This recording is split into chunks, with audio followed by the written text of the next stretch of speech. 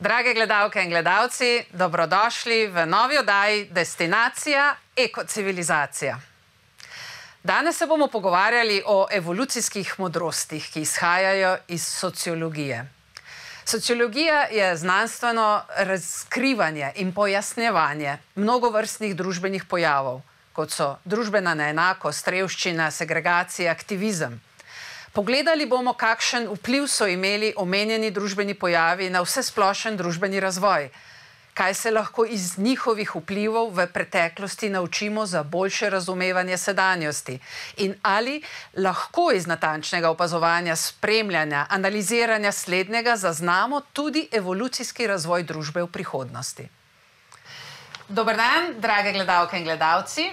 Danes bomo na izzive, ki ste jih slišali v uvodu, iskali odgovore skupaj z dr. Tomažem Mastnakom, sociologom, publicistom, civilno-družbenim aktivistom, prejemnikom Zlatega znaka za izjemne dosežke, ki ga podeljuje ZRC SAZU. Dr. Mastnak, dobrodošli v naši oddaji. Hvala za povabilo.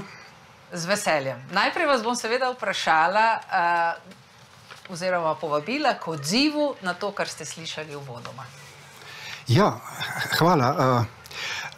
Rad bi pokomentiral to idejo, da je vse, kar je konstantno, je to, da se vse spreminja.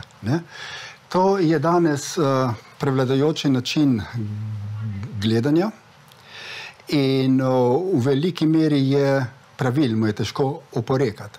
Ampak ni pa edini način gledanja na stvari in ker ta način gledanja tako prevladuje, izgubimo iz pogleda neko drugo zelo pomembno stvar. In ta je, če govorim kot sociolog, ker ste me kot sociologa povabili, same ušesa so mi.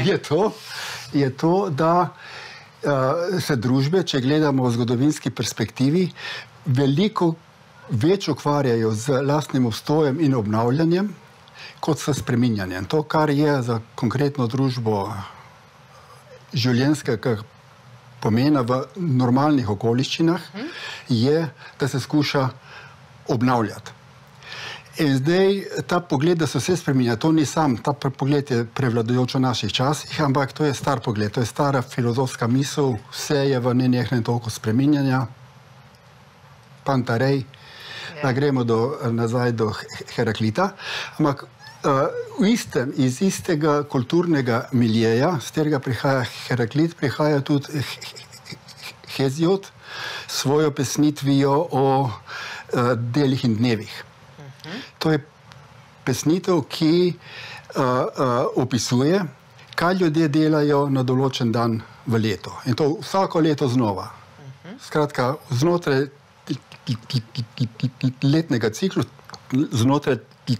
letnega ciklusa, imamo določeno zaporedje opravil. In to je drugačna perspektiva. Skratka, to imamo ciklični čas. In če bi želeli nas popeljati recimo v družbo prihodnosti in nas odmakniti od tega stavka, da je edina konstantna sprememba, nam ponujate ciklični pristop. Glejte, bi rače par stvari s tem povedal. Ja, mislim, da je treba to pritegniti v naše razmišljanje. Zdaj, če gremo od Hezioda naprej v srednji vek, bomo videli, da je v srednjem veku to postal tako rekoč literarni žanr, to dela in dnevi. In imamo ohranjeni so prelepi, iluminirani rokopisi, ki opisujejo in tudi predpisujejo, kaj naj ljudje delajo na določen dan, kaj ne delajo in kdaj naj praznujejo. Skratka, spet imamo ta ciklični pogled na življenje, ki je v bistvu prevladoval v Evropi in tudi pri nas še v prejšnjem stoletju. In v tem pogledu ne gre toliko za naravni ciklus, ker se pač spreminjajo letni čas in tako naprej. To za nas ni tako nujno relevantno, ker izgubljamo že letne čase. tega ni več, skratka, stvari se zelo spreminjajo. Ampak ti so taki mehki prilivi in težko že govorimo o neki pomladi. Ja, tako da ne gre samo za naravni ciklus, čeprav gre tudi za naravni ciklus, ampak gre za ciklus družbenega življenja. Ne? In zdaj, če dam še en primer, ki je manj pastoralen, in to je zgled za začetkov naše civilizacije iz stare Babilonije, kjer je bila navada, da je vladar ob nastopu oblasti odpustil dolgove. To isto se je zgodilo po, recimo, po slabih žetvah, vojnah, po hudih naravnih katastrofah, ker v tistih razmerah ljudje niso več niso mogli poravnati dolgov, so zapadli v suženjstvo, izgubili so zemljo in tako naprej. In zato so v teh primerih so se dolgovi preklicali, ljudje so dobili nazaj vsak svoj kos obdelovalne zemlje, bili so osvobojeni, če so zapadli v suženjstvo, dobili so nazaj hčerke in žene, ki so jih zastavili, ko so se zadolževal, in družba se vrnila na začetno točko in začela življenje na novo. Ko se je to dogajalo, je vladar tudi pristrigel krila bogatim posojilodajalcem, ker bi, če ne bi interveniral, postali premočni in bi seveda ogrožali tudi njegovo oblast. Ampak glavna poanta tukaj je ta, da družba, v kateri se moč in bogatstvo prekomerno skoncentrira v rokah manjšine, ne more obstajati. Tako da je ta ciklični krog obnavljanja družbe je izjemno zanimiv. To mi je fascinantno, zaradi tega, ker recimo danes na nivoju države in na nivoju Evropske unije ti tudi z nekimi regulativnimi ukrepi interveniraš na trg zato, da vzpostaviš neko večjo kontrolo nad multinacionalkami, nad tistimi, ki imajo prevladujoče tržne deleže. Vendar ne kaže, da bi bili tako zelo uspešni, kot so bili ti prosvetljeni vladari. Ja, gledajte, ta ideja iz starega, to se mi si predstavljamo kot despot, to so tipi despotske oblasti, če gledate, kako nas v šoli učijo. No, ta logika družbenega življenja, to logiko so potem prevzeli Hebrejci in v stari zavezi je zelo lepo zapisano, kako je vsako 7. leto sobotno leto, ko morajo počivati, ko ne obdelujejo zemlje, da se lahko odpočije, tako kot je Bog počil na 7. dan. Ne? Vsako 7. sobotno leto je pa jubilejno leto. In na to leto, na spravni dan, vladar odpusti dolgove.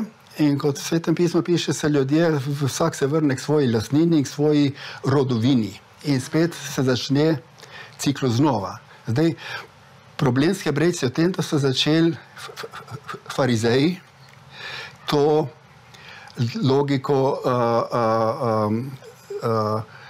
blokirati. In so pri dajanju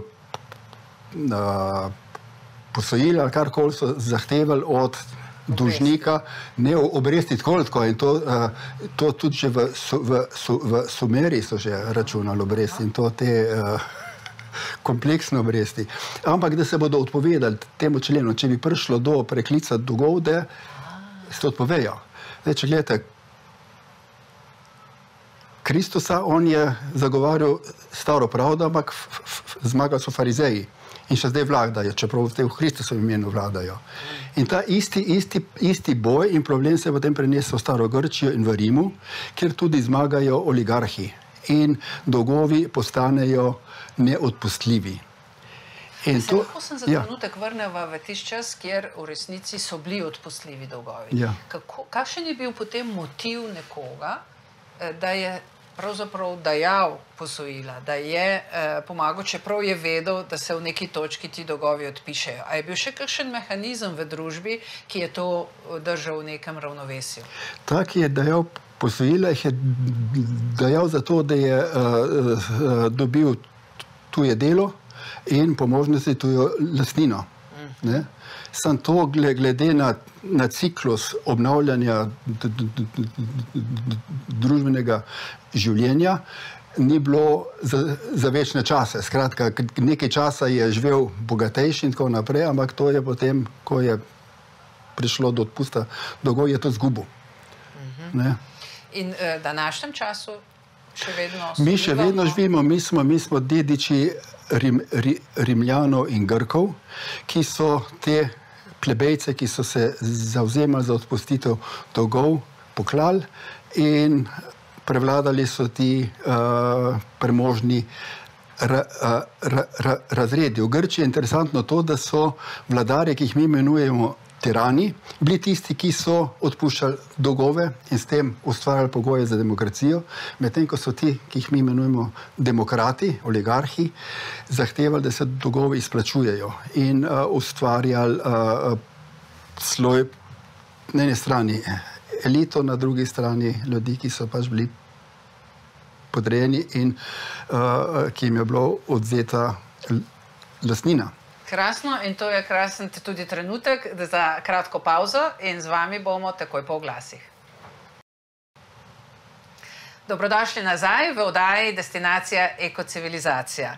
Danes smo v družbi z dr. Tomažem Mastnakom in pogovarjava se o socioloških vidikih na razvoj neke civilizacije, neke družbe. In že v prvem delu moram reči, da je bil dr. Mastnak zelo provokativen. Predvsem nas je opozoril na to razliko med linearnim pristopom k življenju v odnosu do nekega krožnega samoobnovitvenega procesa, ki ima neka razmerja v časovnih korakih določena in ki zagotavljajo, da se življenje razvija po nekih krožnicah oziroma elipsah. Seveda mene zdaj zanima, dr. Mastnak, kakšen vpliv je ta sprememba iz nekega krožnega v linearnega pustila v sodobnem času. Vi ste že v najinem pogovoru omenil, da smo zapadali v tako imenovano kvartalno miselnost. Kaj je to pomenilo za neke družbene odnose? Za družbene odnose to pomeni, da živimo v stalni negotovosti in da ne moramo odločati o tem kot skupnost, kot politična skupnost, ali pa da ne moramo odločati o tem, kako bi hteli živeti. Ker nas obvladujejo ti najkratkoročnejši profitni interesi. To so privatni interesi, ki so skregani z interesom skupnosti. In to, da živimo od četrtletja do četrtletja, to pomeni, da ne moramo vzpostaviti niti odnosa do sebe kot politične skupnosti, ali pa kot socialne skupnosti, niti ne moramo vzpostaviti odnosa do okolja in narave. To je izrazito destruktivno. Če si predstavljamo ekološko civilizacijo, kar je vaš naslovni interes, te civilizacije ne bomo imeli, če živimo v linearnem času, kakršen je, ki zahteva stalno spreminjanje pa zahteva zato, ker stvari niso vzdržne. Tle je treba, če hočemo najti kakršenkoli način, ki bo manj destruktiven do okolja, v katerem živimo, je treba začeti razmišljati o obnavljanju družbe in o obnavljanju okolja, o konzervatorstvu, ne samo spreminjanju. Ampak iz družbenega vidika, odkje ta interes znotraj, če tudi manjšine, po tej destrukcijski sili? A je to nek naravni proces, ki pravzaprav zagotavlja, da se stvari lahko sploh obnavljajo? Ali je tu, imamo opravka z neko silo, družbeno silo, ki jo je potrebno tudi zavestno nagovoriti oziroma jo obvladovati oziroma je na nek način neutralizirati? To ni kaj se te sile ni treba nagovarjati, potrebno jo je obvladati. Ko ste rekli, treba jo je neutralizirati, da lahko zopet razmišljamo kot skupnost o skupnem in javnem interesu. Ker brez tega ne moramo živeti. Če družbo vladuje logika, v kateri je osnovni motiv družbene dinamike privatni pridobitniški motiv, z tega motiva ni mogoče zgraditi nobene družbe. Kje lahko iščemo navdihe, vire, da se to vrsten družbeni odziv sploh lahko začne akumulirati? A lahko to iščemo v nekih marginalnih skupinah, v nekih avantgardnih skupinah? Kje, glede na vaše izkušnje in analizo nekih družbenih pojavov v zadnjih, recimo 200 letih, kje vi prepoznavate ta jedra, ki so sposobna to vrstnih manifestacij? Glejte, mene fascinira po svoje politična, socialna teorija 18. in 19. stoletja. Če gledamo na zgodno 19. stoletje, je bila osnovna razlaga razredni boj. To so potem prevzeli marksisti, si pa niso tega oni izmislili. Skratka, razredni boj je gibalo družbe, ki pomeni, da se podrejeni razredi bojujejo za lastnino, za človeško dostojanstvo in za besedo v političnem odločanju. In to je ta motiv, ki goni naprej zgodovino in ki prinaša spremembe. Če ta boj uspe, so spremembe pozitivne. Velikokrat se zgodi, da ta boj za emancipacijo in osvoboditev samo ukrepi sile reakcije.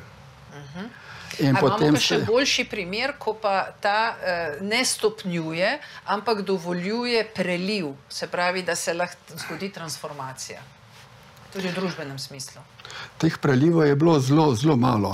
To so ta lastniški razredi nikoli niso pripravljeni te svoje moči in privilegije izpustiti z rok in se bodo za njih borili do konca.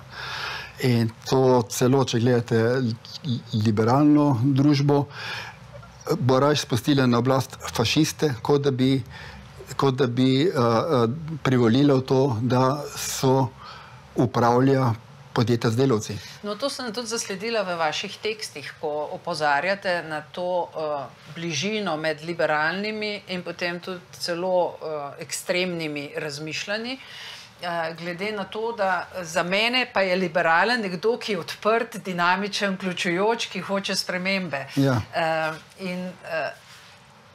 Poglejva še enkrat malo na konkretne primere. Če bi poskušala orisati to 18. 19. stoletje, kaj bi vi izpostavil kot primer, ki se ga splača opazovati, zato da bi se nekaj naučili tudi za danes?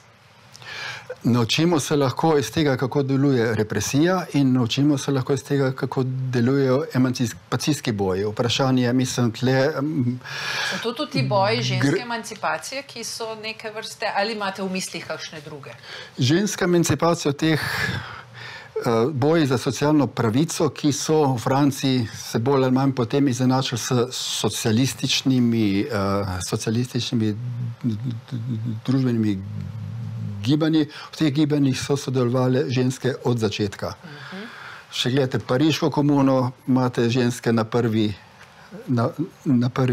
liniji. V socializmu to ni bil nikoli problem, čeprav je generalno družbeno okolje seveda bilo patriarhalno, ampak tle so nastopale tudi te recimo nastopale in ženske in kakšne druge skupine. A bi lahko pogledala še v obdobje, recimo 80. leta v Jugoslaviji? Ja. Vem, da se tudi s tem obdobjem vi več ukvarjate. Poslušala tudi vašo izjavo v zadnjem dokumentarcu o zgodovini Nove slovenische Kunst, ki seveda izpostavlja nek fenomen kulturnega prostora in nekega vpliva iz tega prostora, ki mu danes rečemo tudi Slovenija. Takrat je bila to republika, danes to samostojna država, pa vendarle od tu je prišel nek zelo močan vpliv tudi na narode, kot so bile Rusija, v Nemčiji. A je bil to en klic, nek odziv na takratne spremembe, ali je bil to del tega boja za samostojno misel in kako bi lahko morda kaj takega prepoznali ali pa vzpodbudili v današnjem času? Tle je veliko, to je zelo kompleksno vprašanje, tem bi lahko se cel večer pogovarjali, pa cel dan. Če vas zanima zgled za to, kako se je kdaj družbena sprememba prelilo novo obdobje. To se je zgodilo pri nas v koncu 80-ih let. Ne? Komunistična partija se je znotraj zliberalizirala in je brez boja se stopila z oblasti, kot smo takrat rekli, in si seveda spretno zavzela pozicije v novem sistemu, s tem, da je večina teh ljudi, ki so si prevzeli pozicijo v novem sistemu, se je odrekla komunizmu. Ampak je šlo za ta preliv. Ne? Zakaj je šlo takrat? To je kompleksen splet dogodkov in procesov. Globalni določajoči moment je, mislim, da hladna vojna. In to je moment, na katerega mi kot akterji te spremembe nismo bili pozorni. Zna biti, da je bil kdo više na oblasti, da je to znal razložiti. Mi tega nismo. Mi smo to iluzijo, da bomo imeli malo več blaga v trgovinah, malo več svobode, hkrati bomo pa ohranili socialno varnost, ki smo imeli v socializmu. Skratka, tle ni šlo za globoko razmišljanje, šlo je pa za razmišljanje, ki je zelo zlahka zbujalo entuzijazem, kako bodo časi boljši, kako bo vse lepo. Ne? In zgodil se je to, da je civilna družba prišla na oblast in to, kar je bil nosilc sprememb, civilna družba, je postala sila, ki je začela uničevati in državni aparat in družbene institucije.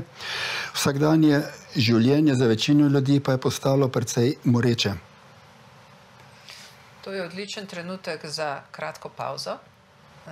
Kmalu bomo ponovno z vami. Dobrodošli nazaj v oddaji Destinacija ekocivilizacija in v pogovoru z dr. Tomažem Mastnakom. Govoriva o družbenih pojavih, sprehodila sva se že skozi nekaj obdobij. V stari čas, ko je še prevladovalo neka krožna filozofija, v, rečemo, ne tako zelo sodobni čas, pa vendarle čas, ki ga smo vsi še doživljali kot svojo zgodovino. To je čas Jugoslavije oziroma čas transformacij, ki so pripeljale do mnogih sprememb, ne samo v takratni Jugoslaviji, ampak v celotni Evropi in celotnem svetu. In želela bi, da zaključiva najin pogovor v tem zadnjem delu, predvsem z razumevanjem dogajanja okrog nas danes. Kaj se sploh dogaja v družbenem smislu v našem odprtem prostoru? A je neko poenotenje, ali se vendarle dogaja več različnih impulzov in na katere naj bomo sploh pozorni?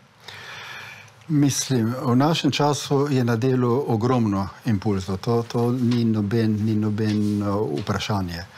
Vprašanje je, kateri bodo prevladali in prevladali bodo vse tisti, ki bodo znali situacijo, v kateri smo, najbolje obvladati oziroma uveljavljati svoje interese. In tle izhodišna točka je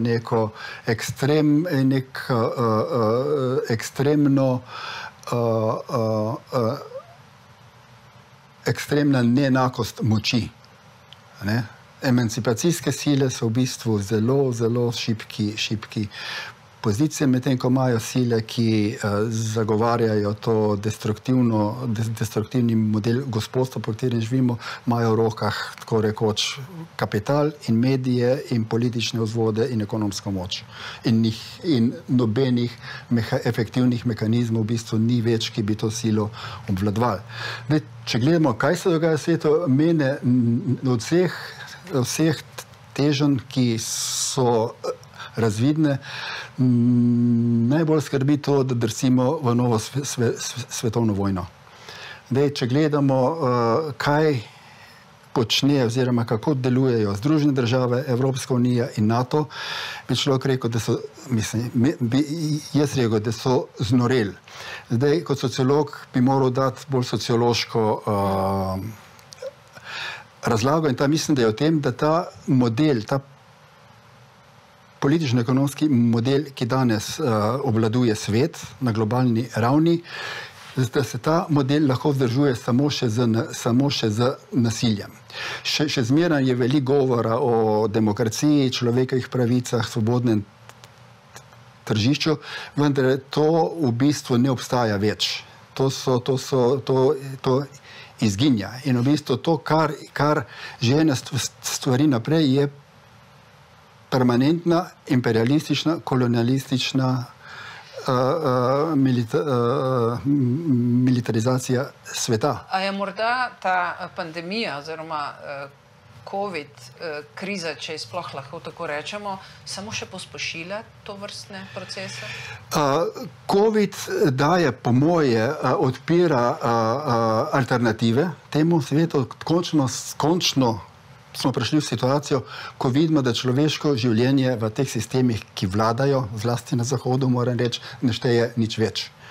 Ne samo življenje ljudi, ki so žrtve zahodnih vojn, ampak tudi ljudje znotraj zahodnega sveta. Če gledate, kako so evropske vlade pa ameriška obvladovale epidemijo, človeško življenje nekje čist na koncu. Skratka, to je bil nek šok za ljudi in mislim, da se je veliko stvari pokazalo v bolj odkriti luči. Ravno v tej situaciji lahko iščemo zametke neke nove transformacije, ki pa morda vendarle lahko vodi v to, kar ste govorili vi že na začetku, torej neke vrste ponovno krožnega zavedanja in krožnega razumevanja soodvisnosti tudi v družbi za prihodnost? Glejte, eden od momentov, ki je spodbuden, je to, da se širi zavest o ekološki krizi. In tudi ljudje zmeraj bolj vidimo, da je glavni uničevalec okolja so v bistvu te nenehne vojne. Ta glavni posamični onesnaževalec okolja na svetu je ameriška vojska. In te stvari se počasi povezujejo. Skratka, imamo neko sestavljanko in vidimo vedno več kosov na svojem mestu in ko se te zveze pokažejo, obstaja vsaj potencial, da se družbene in politične akcije usmerijo v taki smeri, da bo uspela to krizno situacijo danes izrabiti v emancipacijske namene. Doktor Gošnak, jaz vas moram tukaj ponovno pozvati k dodatni razlagi, ker vi ste pripeljal na plano neko misel, ki je nihče v političnih krogih nikoli ne izreče, da so pravzaprav vojne in vojske največji onesnaževalci. Mi tega ne vidimo v nobenih enačbah, v nobenih statistikah negativnih pojavov, v nobenih analizah se to ne pojavi. Torej, tukaj je potrebno dvigati glas tudi o tem, da bomo celostno razumeli, kdo je pravzaprav največji onesnaževalec. Absolutno, če hoče imeti neko civilizacijo, mora biti ta civilizacija antimilitaristična, mora nasprotovati tem imperialističnim, stalnemu imperialističnemu vojskovanju po vsem svetu. A vas smem tukaj še eno mnenje vprašati? Ko sem sama študirala recimo nekaj preteklih civilizacij, vedno znova ugotavljam, da so civilizacije zelo samozavestne na svojih viških in na nek način samo sebi zadostne z neko resno notranjo vero, da bodo večne. Potem pa pride neka sprememba, predvsem v odnosu do ustvarjene dodane vrednosti, pa naj bo to pogojeno s klimatsko spremembo, z neko pandemijo, z nekim povsem pojavom neke nove družbe na robu te civilizacije. In v roku desetletja ta civilizacija zgine. Ali je možno, da tu se zgodi tudi naši civilizaciji, mislim zahodni civilizaciji?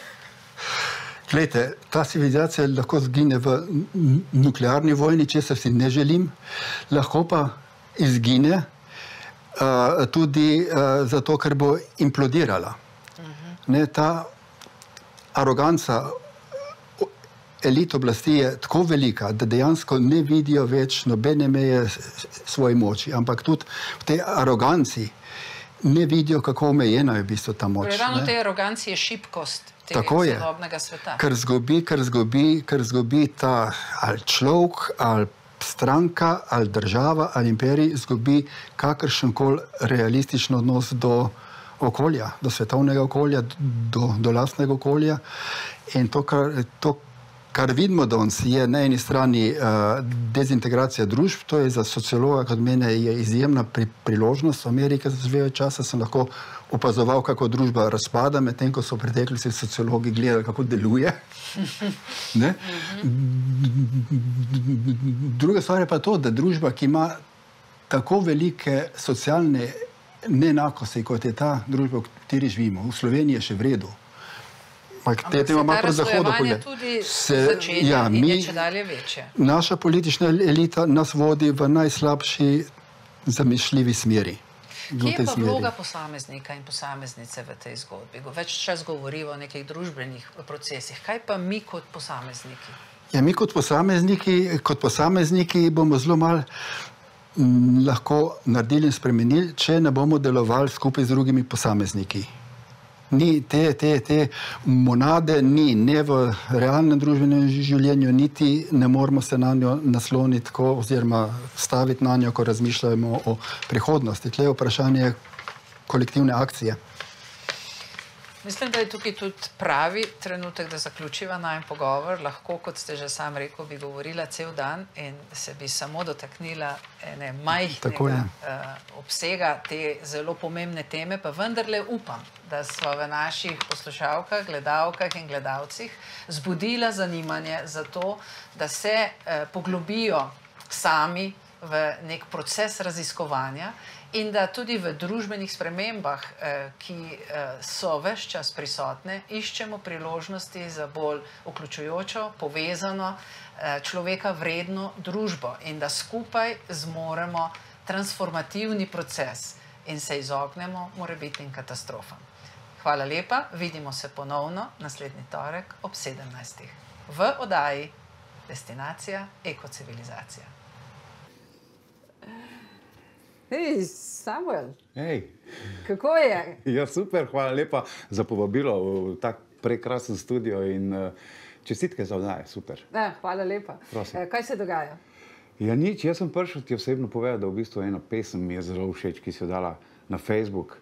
In narod moj... to bo tale, jaz imam tukaj na sabo svoj blokec. Prej sem pogledal, pokukal in narod moj, ti moja pesem imaš.